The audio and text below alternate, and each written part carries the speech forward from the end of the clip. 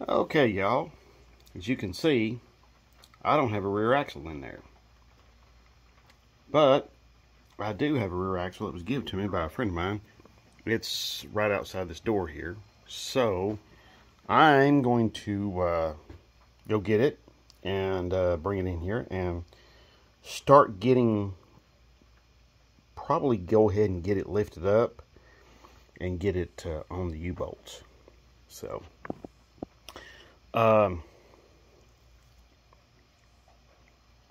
but first, I just want to say thank you very much to everybody who has subscribed. I really seriously appreciate that. You know, it's just I'm just a guy in a garage here. You know, just a fella in a garage here working and doing stuff and working on things that interest me. So, and I hope that, you know, you all can get something out of this, and you can sorry, bronchitis. I'm hoping you can get something out of this and learn something from all this, and you know, you can apply it to some vehicles of your own, even if it's not, you know, I mean, a lot of the stuff I cover is not just Mopar or Dodge or Plymouth or Chrysler specific. It can be used on a lot of different vehicles. So with that in mind, I'm going to pause this. I'm going to go get that rear axle because it's sitting outside here, and I'm going to get it inside and start getting it ready to go up under the truck. So let me pause this. I'll be right back. All right, y'all, I'm back. You can see I got my coveralls on. It's not hot. It's not cold out here at all. It's pretty warm. But I do want to warn you, I do have some sort of bronchitis-like symptoms. So I will try to make this video as painless as possible, I guess, for lack of a better term. I want to talk to you all quickly while I'm putting this rear axle back in about attitude. You know, lots of times people talk about attitude, and they talk about a winning attitude and a winning personality or whatever. Well, attitude to me is really, really important. You know, if you're doing a job and you're working with somebody who's got a poor attitude, you know, that they just don't want to be there, they don't want to do the job, it just makes the job miserable. And you're almost like, you know what, I'll just do it by myself, go on. And honestly, I have said that to people. I said that to one guy I was working with. He went and told his boss, and his boss came to me and I said, this guy's complaining all the time. He's just griping all the time about everything. I'm sick of it. I'm tired of it. I mean, I'd rather work by myself than work with this guy. You know what I'm saying? So there's some people out there like that. Hopefully you aren't. Hopefully you possess enough intelligence to realize that while things don't always go the way we planned, sometimes they go the way we need, or sometimes things go a way that we can learn something from them. A recent example is the 9 1/4 I built. Sure, I learned how to rebuild it, but I also learned how to, gotta get this light set up here. I also learned how to, let me flip this camera around too. Sorry about this. I also learned how to accept. A lot of it was getting me to thinking about, you know, failure, you know, how to handle it. What is a good way to handle failure? You know, a good way to handle it is just always put it at the back of your mind. Failure is an option. Failure is something that can happen. But failure is a learning tool. And that's really what it is, and that's how you should approach it. It is a tool to learn from. So, let's get this flipped. Anyway, this particular rear end, this is the one my friend gave to me. I've cleaned it up and cleaned it up and cleaned it up, and drained all the old gear oil out. This one, oh, I'm sorry. Yeah, this rear end, it's 323 gear instead of the 355, which I normally run in this. So this is going to be a little bit higher geared. Hopefully it's not going to be too bad. But this is just a temporary. I've got the bearings for the 8 3/4. I've ordered the bearings for it to rebuild that chunk. So I'm going to be doing that later. So anyway, all right. In the meantime, I'm going to go ahead and get this thing at least bolted up to the U-joints, or U-bolts. So, but yes, failure is a learning tool, and basically, if you're positive enough, you can learn from it and learn what you need to be doing the next time. You know, the next time you build one, the next time you build another 9 1/4, or an 8 1/4, or 8 3/4, or whatever the case may be. So, anyway, let me get this jack under here. I used part of my creeper. My creeper is a 2-piece creeper, which I can, it just comes apart with these little spring-loaded clips right here, and I put the creeper under the rear axle and just wheeled it under the truck here. So I don't use the creeper in here very often because the wood floors are terrible for the creeper wheels. They just don't like to roll on this wood floor. So anyway,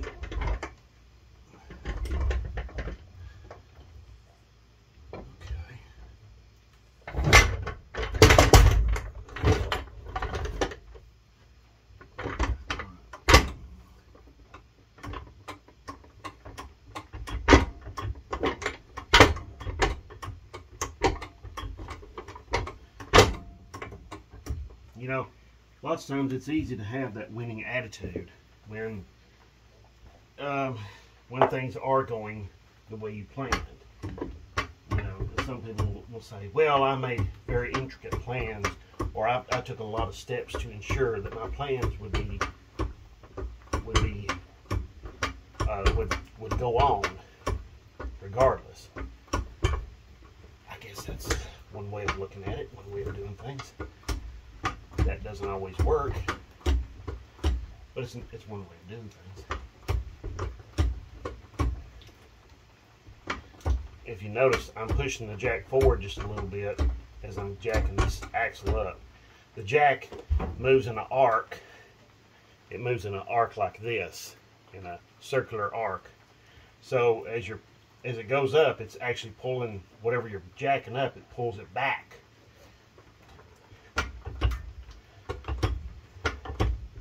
If it's mobile, that is, and if it's not too heavy where it actually pulls the jack forward.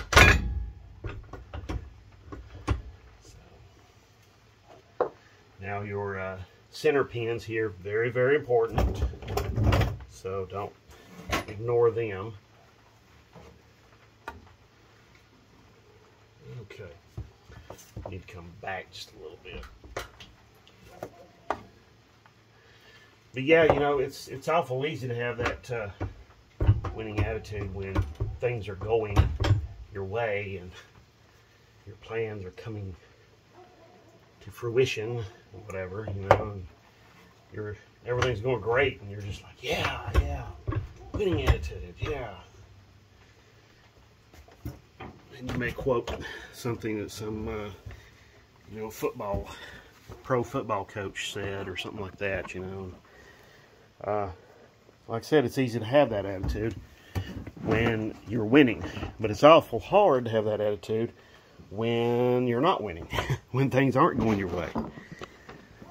That's when the real good, that's when people know you really do have a good attitude, or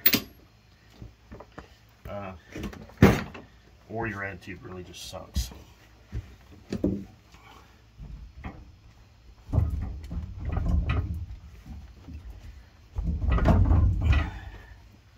So anyway, but that's just something I want to talk to y'all about, because you know, when you're doing this stuff, you will, there we go, you will come into times where things don't always work out the way you think they should. And you'll be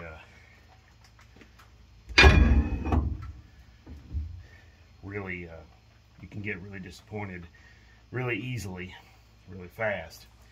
And something I just try to remember is that don't let none of this stuff overwhelm you.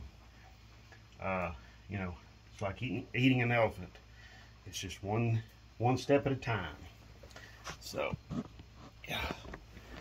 Alright, so we got rear axle up on there. The other side is a little bit shifted back. So I've got to go over there and pull that one forward, or push it forward, whatever the case may be. It's got to go forward. So anyway, I'm very thankful for my friend John Womack to give me this rear axle, which I'm going to give him a transmission. He recently bought a Chrysler 300 convertible, of all things, and it needs a transmission. So let's go over here and let's look at that other side over there.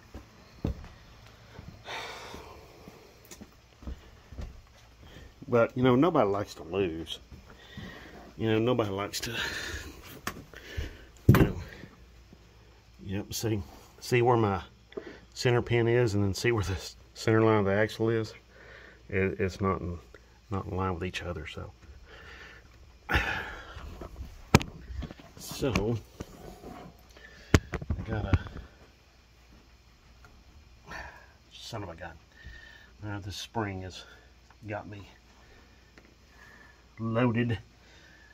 So the spring is pushing down on the rear axle and I can't move it forward. So I'm gonna have to get the jack over here, but first I'm gonna get that U-bolt plate in position and get it started. I'm gonna show you a neat little trick.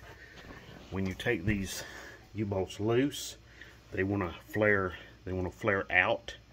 So I'll show you a way to get them to come back, and it's really simple, really easy. Be right back. Okay, y'all, we're back, and you're looking at the U-bolts right there.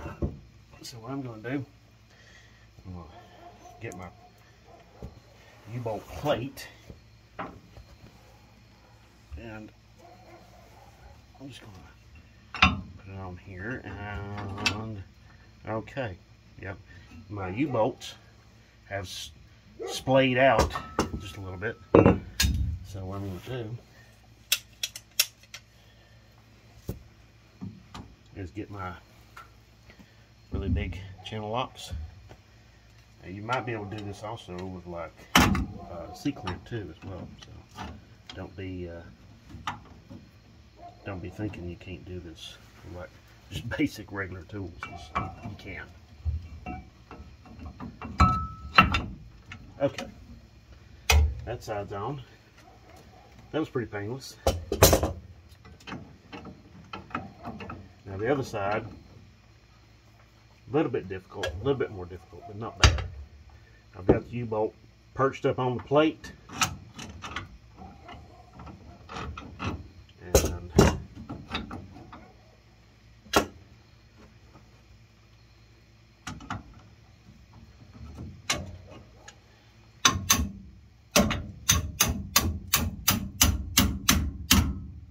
alright. Now the great thing is, once you get those U-bolts in that plate, they splay out against the bolt holes, and they just hold the plate in place. You don't have to sit there and hold it while you're starting a nut on it. So there we go. So all right. You notice I got anti-seize on the threads.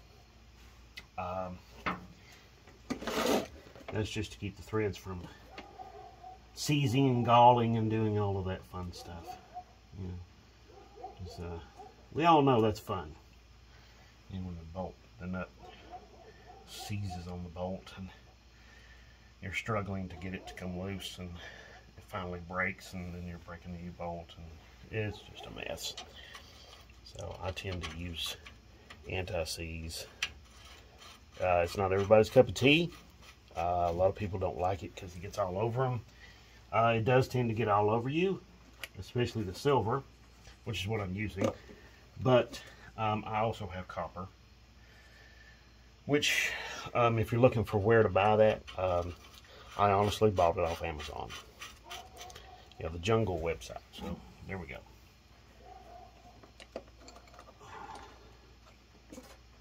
Okay.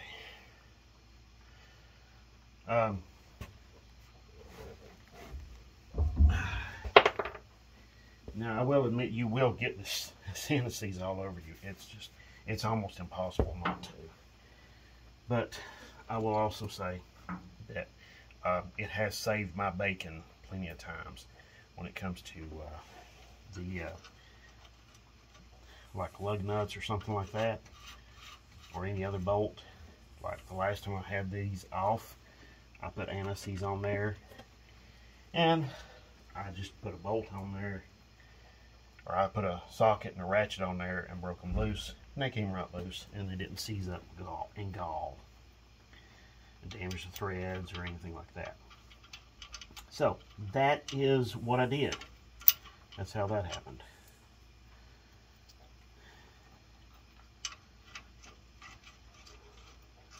My little story about anti-seize and how it can save your bacon. Keep you from having to do a ton of work that you don't want to do or don't have to do. Okay. I'm going to show you a little comparison on the 8 1/4 and the 9 1/4 and the 8 3/4. Okay, axle wise. Okay, so here, this is a 9 1/4 axle. Okay, now for comparison, just so that I'm trying to be as fair as humanly possible, I'm going to pull this axle out and show you the differences.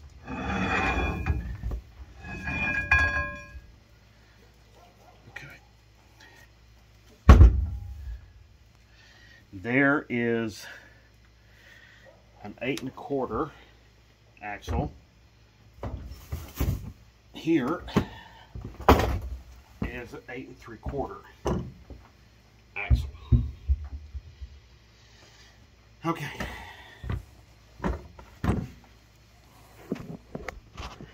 Now, something you're going to notice about all three of these is they're all three similar in length.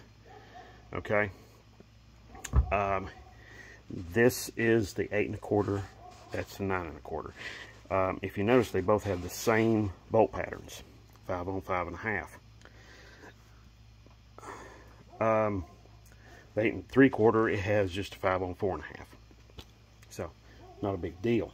However, if you notice something really important, especially you have the 8 3/4, which has a captured, retained bearing down here on the axle. Okay, that's why this bearing, that's why this axle setup, the 8 3/4, is like really highly desired over the 8 1/4 and the 9 1/4, because it does not rely on a C-clip, which you see right here on the 8 1/4.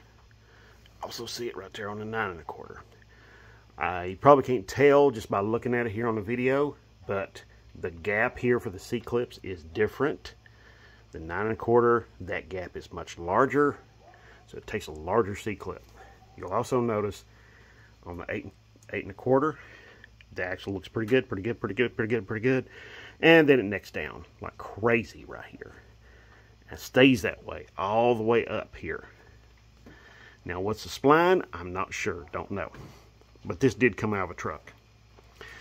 Now, you notice the 9 1/4 It does neck down a little bit right there, but it maintains a pretty large diameter right here.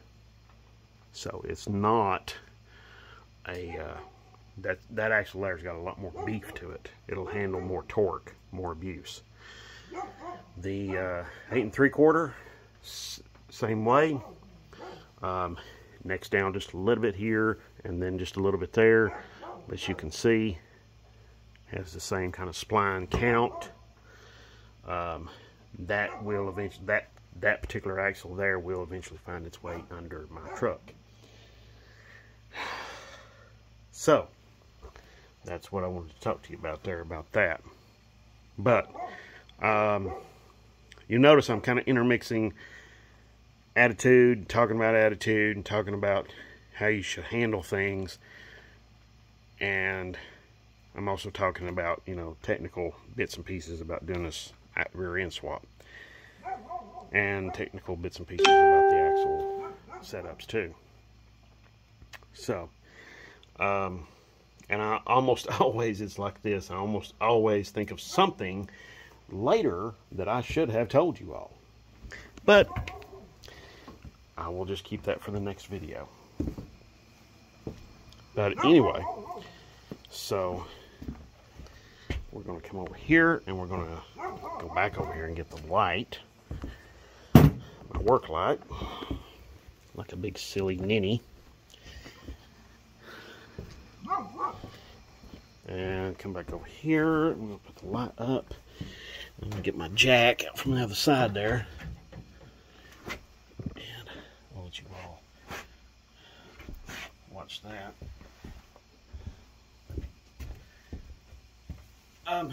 You know, when it comes to doing this stuff, I know it can get discouraging when something happens, and you don't want it to happen, but it does anyway.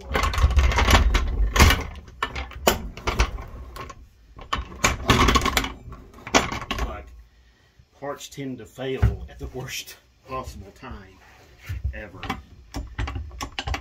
And then, not only that, you've got a lot of work planned, and you've got a lot of this other stuff planned, and everything else. But, like I was saying earlier, you know, you make plans, and sometimes you have to change them. Now, sometimes you find out later that that change was actually highly beneficial. So,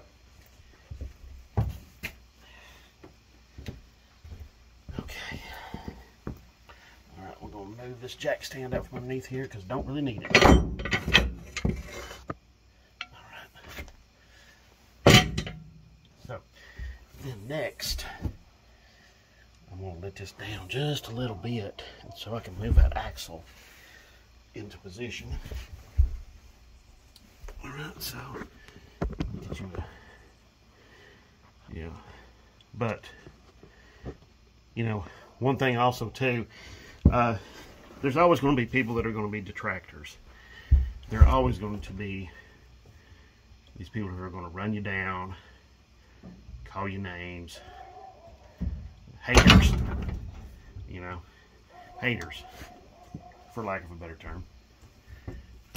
And they're going to be awful.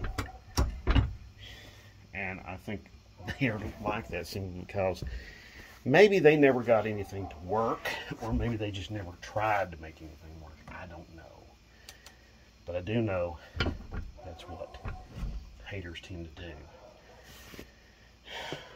So, don't listen to the people who are detractors. Okay?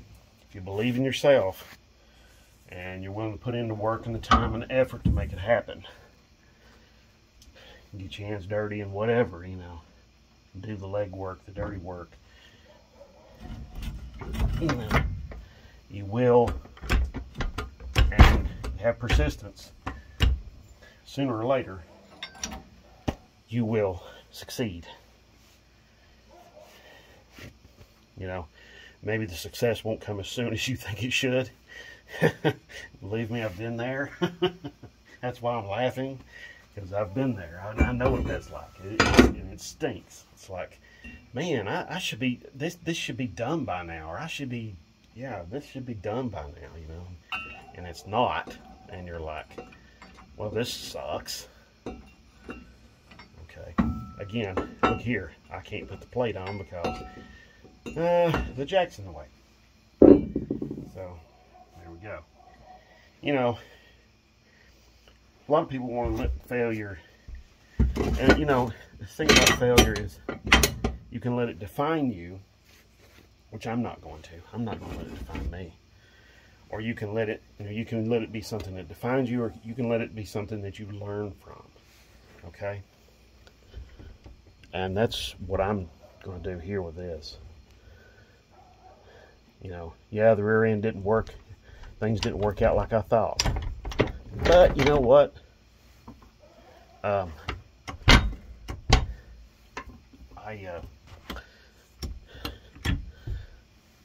Something silly happened to me the other day. I put on my work shoes, and I was telling my daughter about this because she was feeling pretty down about a lot of stuff, you know, about her own life. You know, she's 21, and a friend of hers has finished college, and she's getting married and all of this. And she's feeling pretty down about it. And I told my daughter, I said, don't feel down about this. I said, you know what? I put on my shoes this morning. You know, and not only that, my daughter's job didn't work out like she wanted. She was hoping it was going to be great, and she was going to just love her job. But it didn't work out that way. She didn't like it as well, and she felt pretty bad about it all. She felt bad about having to call her boss and tell her that she was going to have to quit. You know, and she felt bad about that. But I told her, I said, you know what? That very same morning, I put on my work shoes, and I tied them. Tied the laces. A couple hours later, the laces came untied on one of my shoes. Now, I could have said, you know what? To heck with it. I'm going to the house. I'm not dealing with this crap. But I didn't. I stayed with it. And I kept at it. I retied my shoes. Kept working. I think I might have had to retie my shoes maybe a couple more times that day. So, the thing of it is, don't let failure define you. Never let failure define you. Failure, like I said, is a learning tool. Failure is something you can use to help you.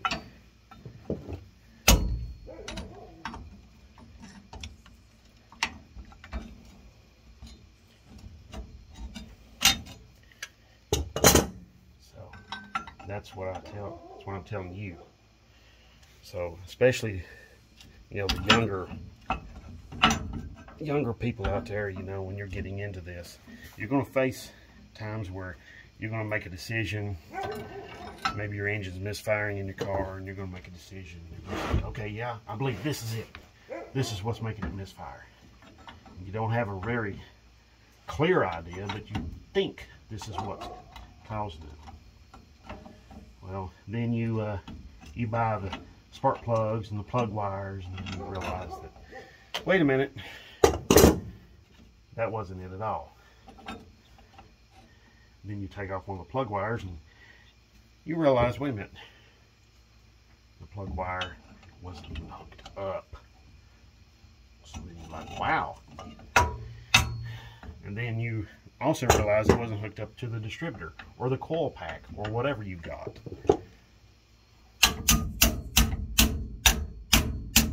So, and then you realize you hook the plug wire up to both ends, and then you realize, wait a minute, guess what? The engine's running like a top now. Running better than it ever has. No misfire, no nothing. How about that? So that's what I'm talking about. You know, sometimes it's sometimes the failure. You know, you made a bad decision, and you failed. Well, all right. So you made a bad decision. What did he do? You know. But sometimes you make that decision and you realize it's maybe not as disastrous as you thought. So, anyway, all right. I've rambled on plenty long enough. I hope you're able to get something from all of this. I hope you're able to learn something from this. I've been wanting to make this video for quite a long while about attitude and what you should do. Lots of times, you know, it's very easy for us to get disgruntled, disappointed, and depressed about things. Wow, 3 Ds. Disgruntled, disappointed, and depressed.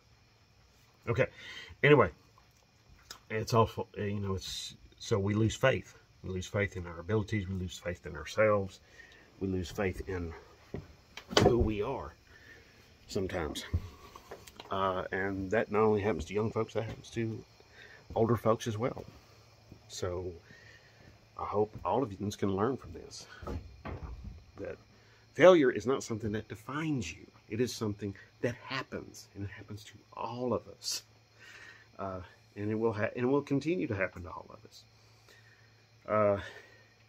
You know, I can guarantee you, every successful racing team out there who's got like some huge race shop, every kind of piece of high dollar equipment in the world, and every, you know, and probably a bunch of trophies and all kinds of wins to their name, they can probably tell you, yeah, we screwed this up, and, yeah, or this part failed, or the driver made this decision and it was wrong, or the crew chief made this decision and it was wrong, or whatever. The thing of it is, we all fail. It's something we have to embrace.